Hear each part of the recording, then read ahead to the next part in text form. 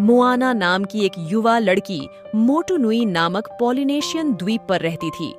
मोटुनुई के निवासी देवी ते फिति की पूजा करते हैं, जिन्होंने समुद्र में जीवन लाया। लेकिन एक दिन माउई नामक आकार बदलने वाला देवता ते फिति का दिल चुरा लेता है और मानवता को सृजन की शक्ति देता है। अंततः माउई पर ते का नामक ज्वालामुखी दानव द्वारा हमला किया जाता है।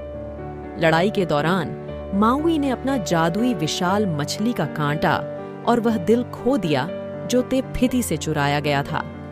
1000 साल बाद महासागर ने दिल को ते फिति में वापस लाने के लिए मोआना को चुना। मोआना एक साहसी किशोर लड़की है और अपनी खोज पर निकल पड़ती है। उसे अपनी यात्रा के बारे में कोई डर नहीं है, क्योंकि वह मोटुनुई में अपने लोगों को बचाने के लिए दृढ़ संकल्पित है। अपनी यात्रा के दौरान मोआना की मुलाकात माउई से होती है, जो उसके उद्देश्य को पूरा करने में उसकी मदद करती है। रास्ते में कई बाधाओं से लड़ते हुए मोआना और माउ एक साथ समुद्र पार करते हैं। वे विभिन्न विशाल राक्षसों का सामना करते हैं और असंभव बाधाओं से निपटते हैं। यात्रा में मोआना को ते फिति का दिल मिल जाता है। माउई को उसका मछली का कांटा ढूंढने में मदद मिलती है और वह सफलतापूर्वक मोटुनुई लौट आता है। यह साहसिक कार्य उसे अपनी पहचान खोजने में भी मदद करता है, जो उसका लंबे समय से पोषित सपना था। एक समय की बात है, स्नो व्हाइट नाम की एक खूबसूरत राजकुमारी रहती थी। वह दयालु, सज्जन थी और उसके कई दोस्त जानवर थे। एक दिन स्नो व्हाइट की मुलाकात एक सुंदर, आकर्षक राजकुमार से होती है। वे दोस्त बन जाते हैं और उनका बंधन बढ़ता है। रानी, जो स्नो व्हाइट की दुष्ट सौतेली माँ है, को उनके रिश्ते के बारे में पता चलता है और ईर्ष्या के कारण एक शिकारी को स्नो व्हाइट को मारने का आदेश देती है। लेकिन शिकारी स्नो व्हाइट को चोट पहुंचाने की हिम्मत नहीं जुटा सका और उससे बचने और दूर देश में भागने का अनुरोध किया। स्नो व्हाइट जंगल में भाग जाती है। थकी हुई और डर से कांपती हुई वह एक झोपड़ी का दरवाजा खटखटाती है। जब कोई जवाब नहीं देता तो वह अंदर चली जाती है। वह झोपड़ी को अस्त व्यस्त और बहुत गंदा पाती है और जंगल से अपने दोस्तों की मदद से इसे साफ करने का फैसला करती है। जैसे ही वह कुटिया के बाकी हिस्सों की खोज करती है, उसे 7 छोटे बिस्तर मिलते हैं और वह मानती है कि वे छोटे बच्चों के लिए हैं। वह बिस्तर पर दुबक कर सो जाती है।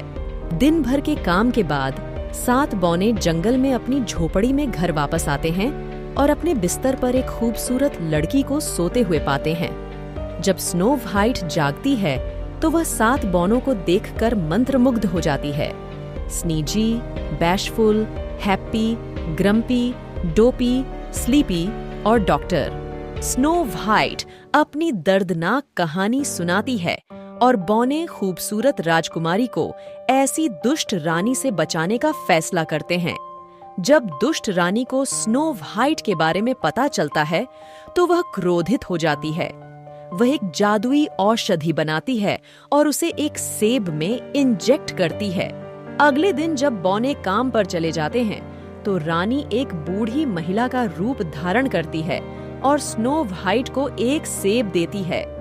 जब स्नो व्हाइट जहरीले सेब का एक टुकड़ा खाती है तो वह सो जाती है और एक जादू सा जादू हो जाता है, जिसे केवल सच्चे प्यार से ही तोड़ा जा सकता है।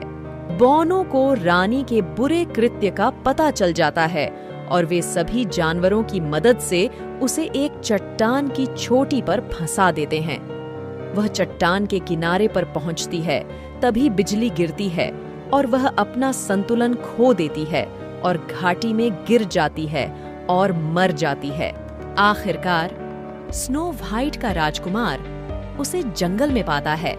वह अपने पहले चुंबन से स्नो व्हाइट को जगाता है और इस प्रकार जादू टूट जाता है।